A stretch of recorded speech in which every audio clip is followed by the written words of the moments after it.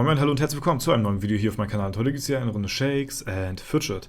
Es ist der 21.11.16 Uhr, EU24 hat jetzt offiziell geöffnet und natürlich habe ich für euch dahingehend auch wieder einen Server-Start-Code für alle Leute, die auf EU24 anfangen sollten, und zwar Dorsa-EU24. Der Code ist einlösbar bis Stufe 20, vorher, also bis dahin könnt ihr ihn einlösen, danach ist er nicht mehr gültig. Und ja, er gibt euch einen Flügeltrank, 2 Wochen 50er Mount und 100 Lucky Coins. Ja? Das könnt ihr da auf jeden Fall mit rausholen und könnt ihr natürlich sehr gerne auch wieder in eurer Gilde teilen, falls ihr Bock drauf habt. Genau, deswegen da viel Spaß und viel Erfolg auf EU24. Wir werden natürlich auch auf dem Server spielen und werden uns hier einen Pestdoktor erstellen, sowie ein Großteil der Spieler hier auf dem Server auch. Ja, und genau, damit haben wir das hier schon mal soweit vorab getan. So, warte mal, ja genau, den müssen wir noch ganz kurz verwalten, zu den Favoriten hinzufügen, zack, und dann ist er hier oben mit am Start und dann wird er jetzt auch gleich mein Profilbild annehmen. Genau, da haben wir ihn. Und ja, also es ist jetzt ein Tag vorher, bevor hier der Server startet, ne, deswegen nicht wundern. Ne, hier sind es noch 22 Stunden. Genau, auf jeden Fall werden wir auf EU24 den Pestdoktor testen und ich werde für mich dann entscheiden, ob das eine Klasse für mich ist, die ich auf Langzeit spielen werde oder eben nicht. Das wird sich dann zeigen, wie viel Spaß ich an der Klasse dann habe. Und ja, wenn wir uns das Ganze mal anschauen, Europa 24 jetzt, bevor der Server startet, haben wir eine Pickrate von ja immer noch knapp 40% auf dem Pestdoktor. Das wird echt wild werden. Ich bin sehr gespannt auf den Server, wie er so ankommt und ob wir neue Rekorde sehen werden. Ja, ich bin auch live, wenn der Server startet. Also ihr könnt sehr gerne auf Twitch auch vorbeischauen. Und da bin ich live bis 21 Uhr heute. Und ja, danach muss ich dann auch leider los. Aber bis dahin gebe ich auf jeden Fall mein Bestes auf EU24. Genau, das dazu. Ansonsten habt ihr ja auch vielleicht in der Umfrage gesehen, also es gibt eine neue Umfrage und zwar hier oben zum klassischen Abenteuerlustsystem, ja, wie es hier aussieht. Hintergründe der Umfrage. Vor einiger Zeit haben wir die Weiterentwicklung der klassischen Abenteuer eingestellt. Unser Fokus ist nun auf den Expeditionen. Trotzdem gibt es aktuell noch einige unter euch, die weiterhin die klassische Abenteuer bevorzugen. Uns interessiert daher, warum dem so ist und was wir tun können, um auch die klassischen Abenteuer unter euch von den Vorteilen der Expedition zu überzeugen. Ja, hier könnt ihr einmal an der Umfrage teilnehmen und ich habe auch auf YouTube hier eine Umfrage geteilt, und zwar soll das alte Abenteuerlustsystem entfernt werden, ja oder nein. Dort könnt ihr auch sehr gerne abstimmen, wenn ihr wollt. Dazu geht ihr einfach auf meinen Kanal, dann auf Beiträge und dann könnt ihr hier bei der Umfrage teilnehmen. Hier habe ich diverse Umfragen in der Vergangenheit schon gepostet. Ist immer ganz interessant, mal da eure Meinung zu hören und zu sehen, okay, wofür entscheidet ihr euch so? Was ist so eure Meinung zu den aktuellen Sachen, die so anfallen? Deswegen, und das Neueste ist jetzt halt eben hier, das Abenteuerlustsystem, soll es entfernt werden, ja oder nein? Könnt ihr sehr gerne dran teilnehmen, wenn ihr Bock habt, ja. Genau, spielst du häufiger Abenteuer oder Expedition? A oder B?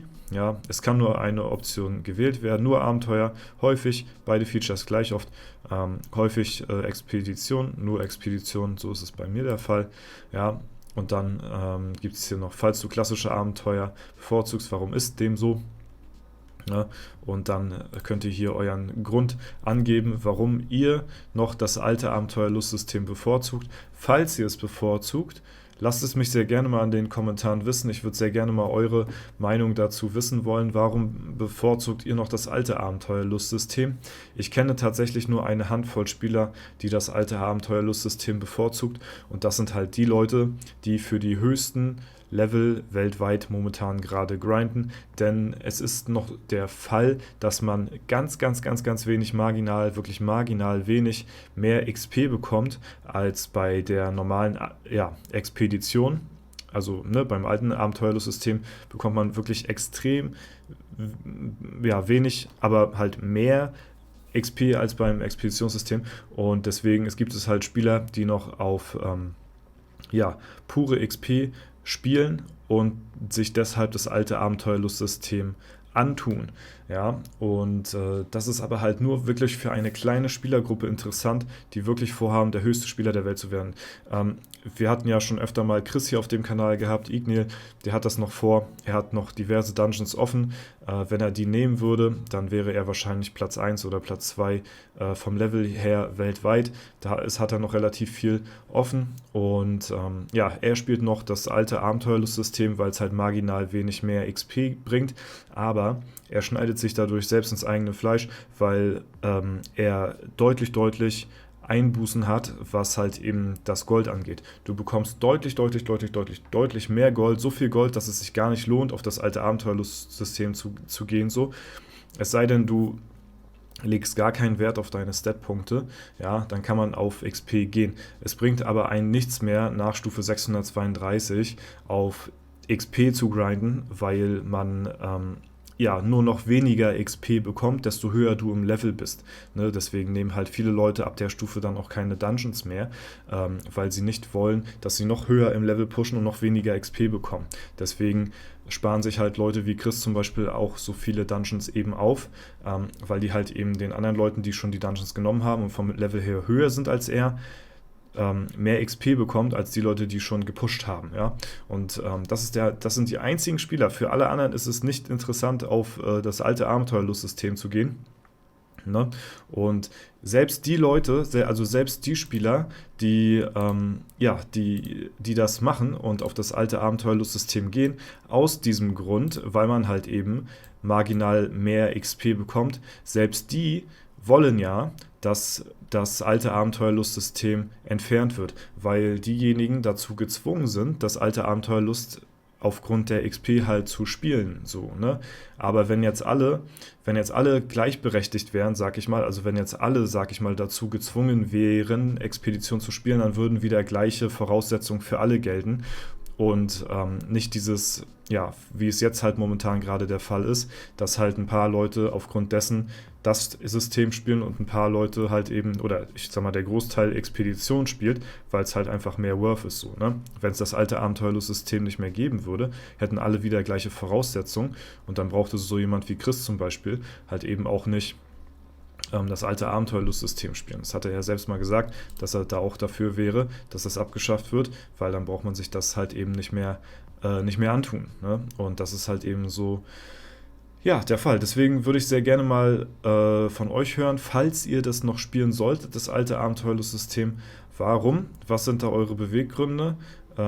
Ja, eventuell ist ja jemand von euch dabei, so ein Dr. Darm oder so, ja, also halt die höchsten Spieler der Welt, die halt eben noch auf maximale XP halt gehen und dadurch das bevorzugen. Ansonsten ist es halt einfach, muss man wirklich so sagen, nicht worth, auf das alte Abenteuerlustsystem zu gehen. Ne? Hier haben wir Ignil, ja, mit 758 momentan und ich glaube, er hat so roundabout um die 40 Level noch offen an Dungeons, wenn nicht vielleicht sogar noch ein bisschen mehr, ich weiß nicht ganz genau. Sodass er quasi hier jetzt knapp Stufe 800 erreichen würde, wenn er jetzt alle Dungeons nehmen würde, so an sich. Ne? Dann wäre er auf jeden Fall hier auf der 1 gerade.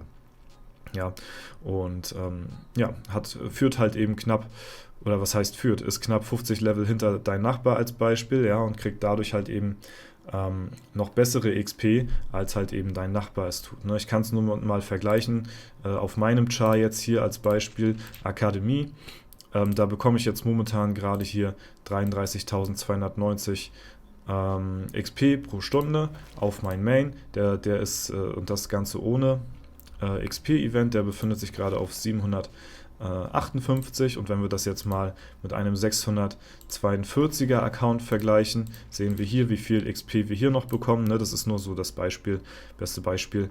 Der bekommt halt eben noch 78.000, knapp 79.000 XP pro Stunde.